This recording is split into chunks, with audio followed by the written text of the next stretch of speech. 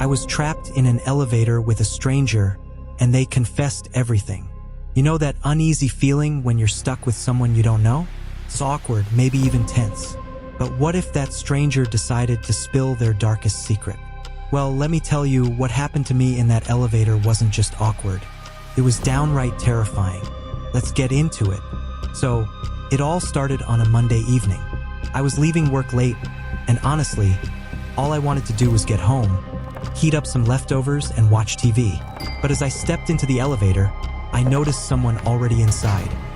A man in his late 30s, wearing a gray hoodie. He gave me a polite nod, and I nodded back. Just two strangers trying to get through the day. The doors closed, and the elevator started its descent. It was quiet at first, aside from the faint hum of the machinery. But then, just as we passed the 10th floor, the elevator jerked to a stop. I reached for the emergency button while the guy mumbled something under his breath. He looked nervous, sweating, fidgeting with his hands. "This is just my luck," he muttered. I tried to stay calm, telling myself the repair crew would get us out soon. But then he started talking. Not small talk or nervous chatter, but something unsettling. He said, "It's funny. I've always wondered how much one person can keep bottled up before they just snap." I didn't know how to respond. I gave a half-hearted laugh, thinking maybe he was just venting about his day. But then he kept going. "You ever do something so bad that you can't look at yourself in the mirror?" he asked, staring straight at me. Now, I'm not the kind of person who jumps to conclusions, but something about his tone sent chills down my spine.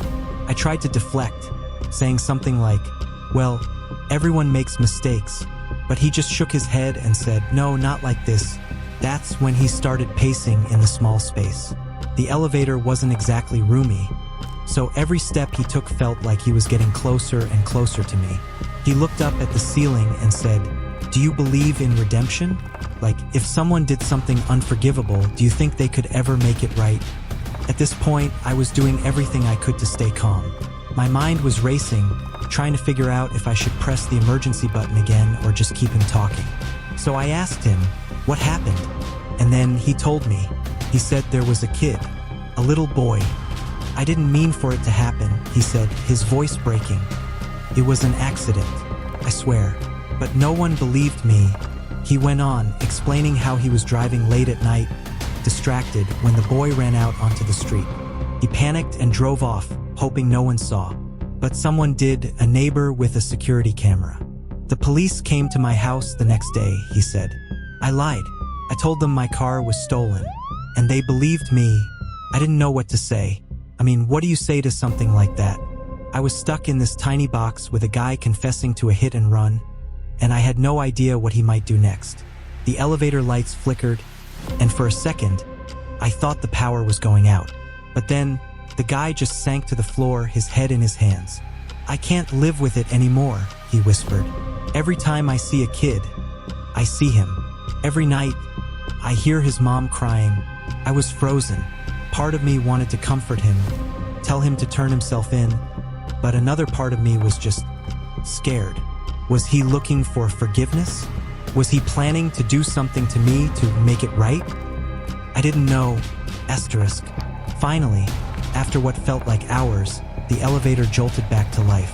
The guy stood up, wiping his face like nothing had happened. When the doors opened, he walked out like he was just another commuter.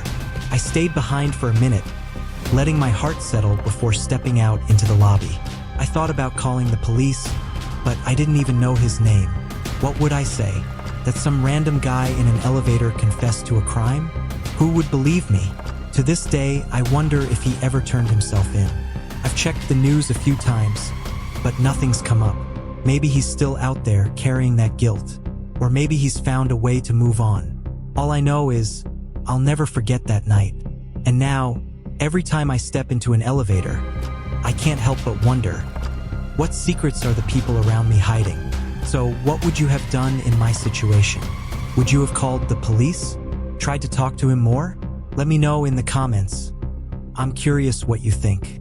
And hey, if you enjoyed this story, don't forget to give it a like, hit that subscribe button, and turn on notifications. I've got more chilling stories coming your way, and you won't want to miss them. Thanks for watching.